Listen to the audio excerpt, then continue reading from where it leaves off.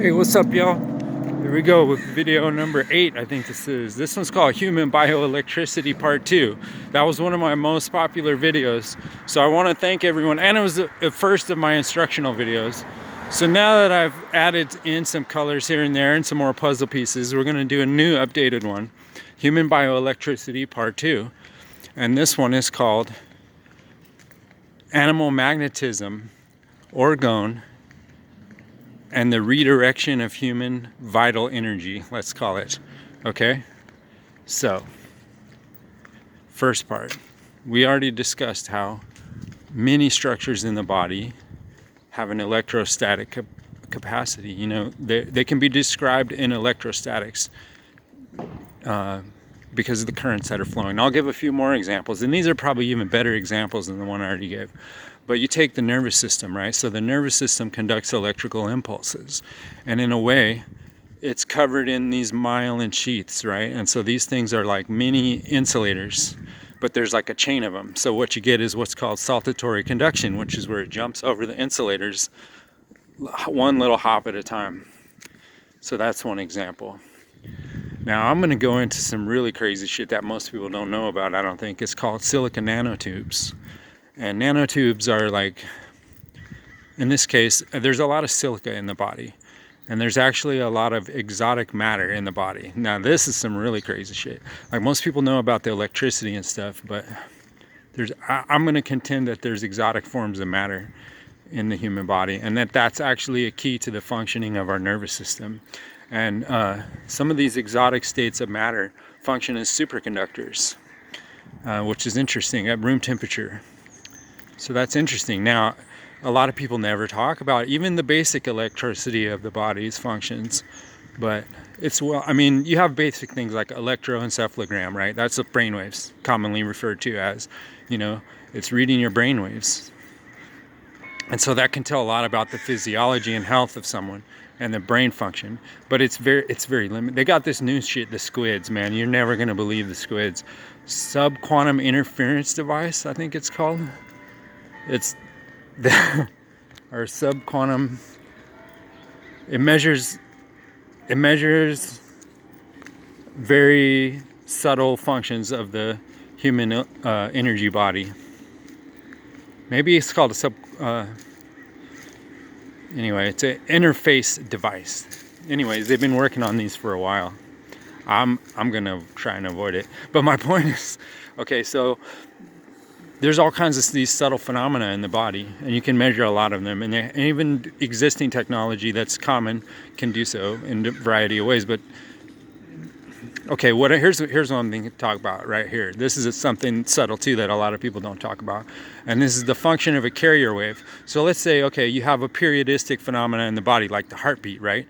So heartbeat, it's like a rhythm, systolic and diastolic rhythm, if you think about it that way. So it is a pulse, but if you visualize a pulse like a wave on the ocean, or a wave, more importantly, a wave inside a small pool, because it's like it bounces out and then it rebounds, and you have to account both of the cycle. So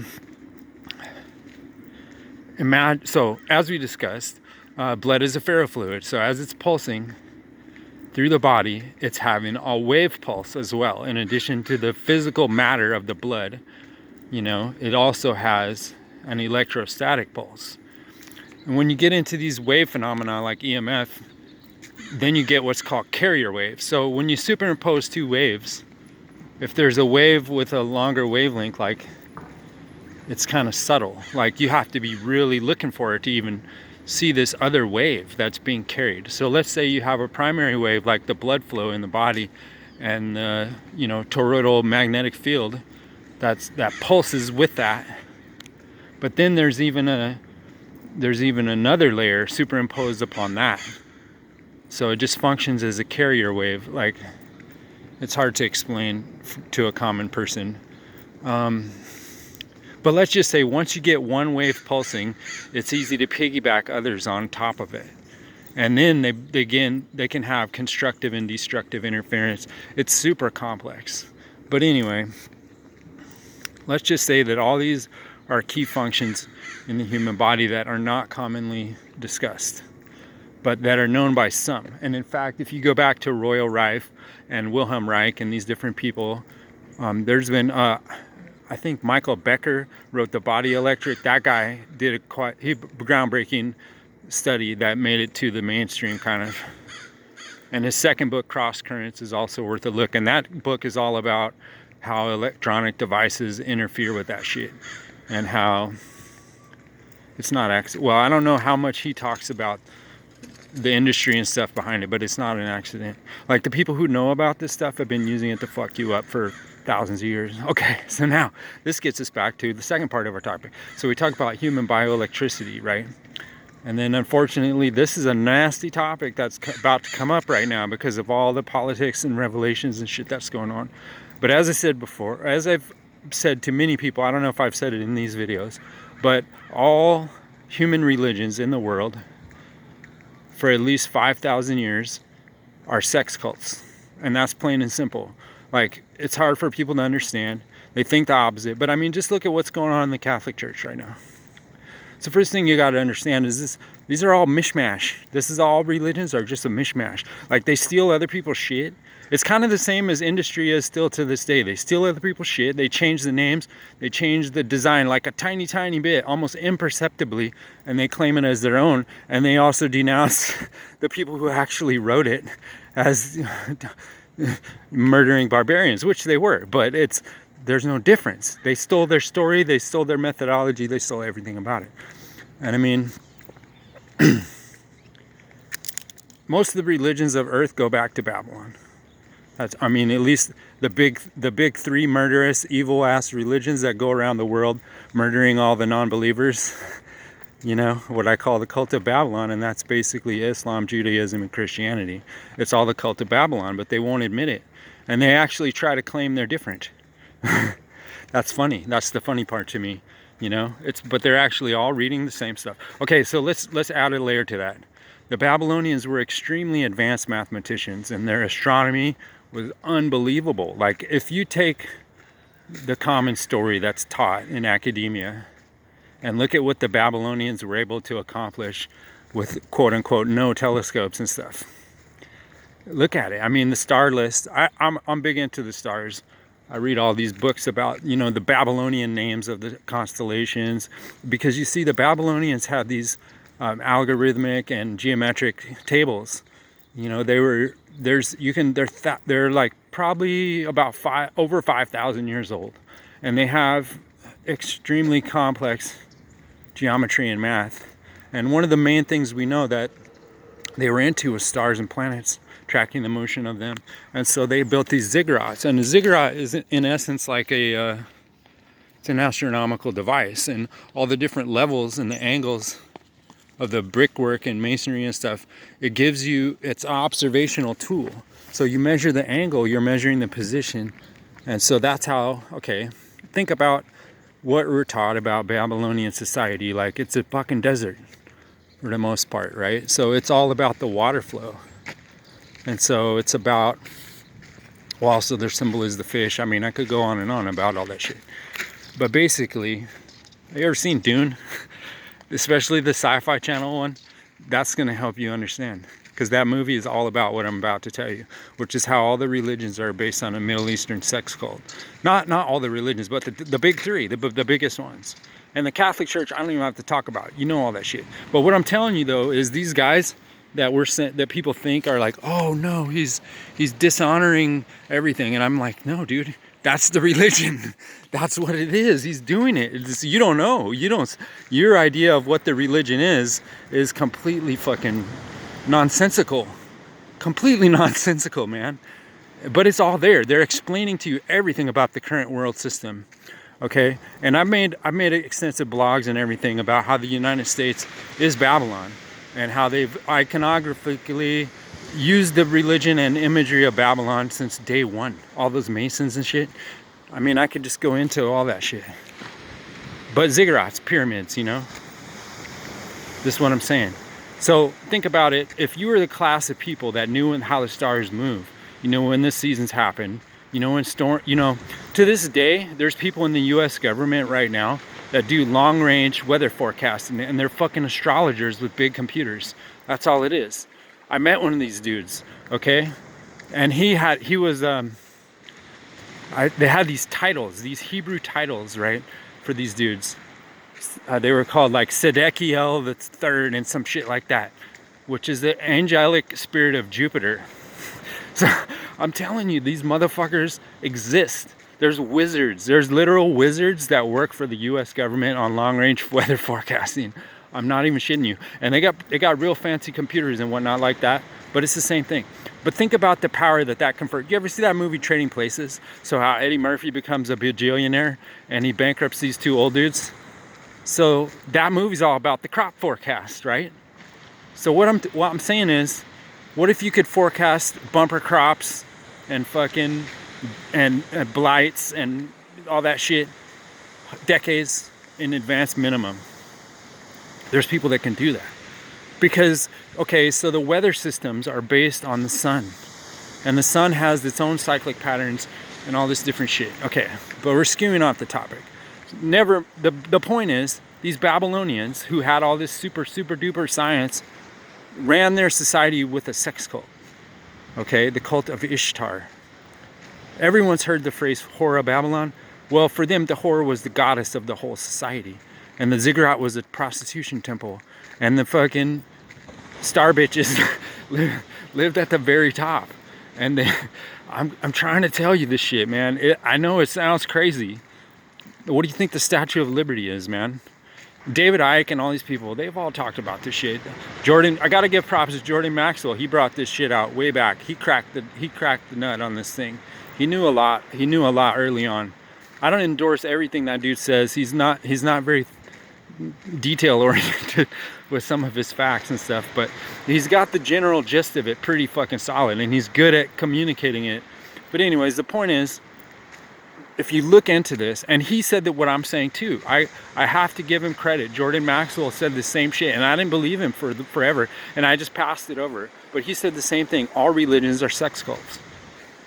And I mean, that's why our society is how it is, because it's all completely repressed and hidden, and it's kept in the dark. And this is another thing I got to give credit to Wilhelm Reich. Like his book pretty much explains this all, how governments use that energy of humans as their power source. Okay, we got that movie Eyes Wide Shut by Stanley Kubrick. Kubrick was in it all. He was in that shit. He repented and realized how nasty it's like that Shining where he sees the old woman, and at first he thinks she's all sexy and he's trying to get into it, and then he realizes it's like a decaying ass corpse and she's laughing at him and shit like that, and it's like a ghost of something, you know, like he's trying to explain to you how this thing works, and he's trying to also tell his story as an individual. Like, he got into it and he was seduced by it. But what does he say in his final movie? He's basically telling you there's a class of super rich that own the police and the TV and the academia, and they own all that shit, and they're in a freaky sex cult. Now, this whole Hunter Biden thing, it's just like a speck. This shit is 5,000 years deep or more, and it's super fucking powerful. And the fact that it's coming out right now and it's all about to hit is gonna freak people out worldwide. But there's a certain segment of us that have already been awakening to all this process. And so we're here to help you guys, the ones who are freaked out and scared about it. It's like, we're here to help. And like, I'm bringing science, is what I'm trying to do, and explain to you how this energy works and how people use it. Okay, so one key topic is called pheromones. And these are aromatic, volatile compounds that are generated by the human body. And they're like a signaling mechanism, okay? They give all kinds of information, but they can kind of be biohacked. You can use these receptors and these things to, like, I'm trying to think of it, like a decoy. And this is a big science. And this also goes back probably 5,000 years.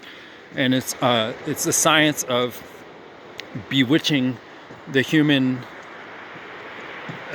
sensory system, mostly olfactory and gustatory, or taste, smell and taste, and aphrodisiacs, man, and stuff like that. But it's way deeper than that. So if you go read this guy, Agrippa. He'll tell you all about it. Heinrich Cornelius Agrippa. He's got a huge book on the correspondences of all these planets and stuff like that. But anyway, the point I'm trying to say is humans have this potential sense to, I don't know, they pick up on the energy of each other. Okay, that's the best way to put it. And you can tell a lot about a person. And one of the key things you can tell is cortisol levels. And they tested all these different people to find out who had charisma and leadership power. And it's basically they kind of found some key elements to it were testosterone level and cortisol level. So if your testosterone's high and your cortisol is also really high, you're like a volatile, you're super high energy, but you're like volatile and you're always in kind of threat assessment mode. You know, you're always like almost like ready to fight for your life kind of level. You know what I mean? So it stresses you out. And so people pick up on any person that's stressed out. They pick up on their cortisol levels. So a person that has testosterone, so their body has that certain definition that you get, and you know, it's like an energy that's secreted by the body. That's the best way to put it. And like, if you have that, but your cortisol is super high, people don't trust you because they think you're scared, right? But if your cortisol levels are relatively low, then they're like, okay, this guy's chill. He's not all worked up and stuff. And he's strong. He feels confident, so he's not threatened. So these are two things that humans innately pick up on and sense as a sign of leadership. And that's just one example. There's all kinds of aspects to this. But imagine there's a 5,000-year-old science of bewitching people's desire and their visual and everything, their taste. And if you can control many aspects of their environment, you can use that to herd them around. You know, they use this all the time, like hunters and different people use all this shit. This scent, you know, the scent of the hunt or whatever it is. They use it to fucking yank people's chain and steer society. And so when you feel yourself engaging in all these consumer activities and whatnot, and getting compelled in this way by this like grotesque, delusional materialism, you know, because all matter is impermanent. And the thing is, whatever matter flows through you, exactly that. It comes in and it goes out. It arises and it ceases. And if you're trying to cling to it and hold it together, it's always gonna suck for you. That's why you have to shift it over into like the energetic concept.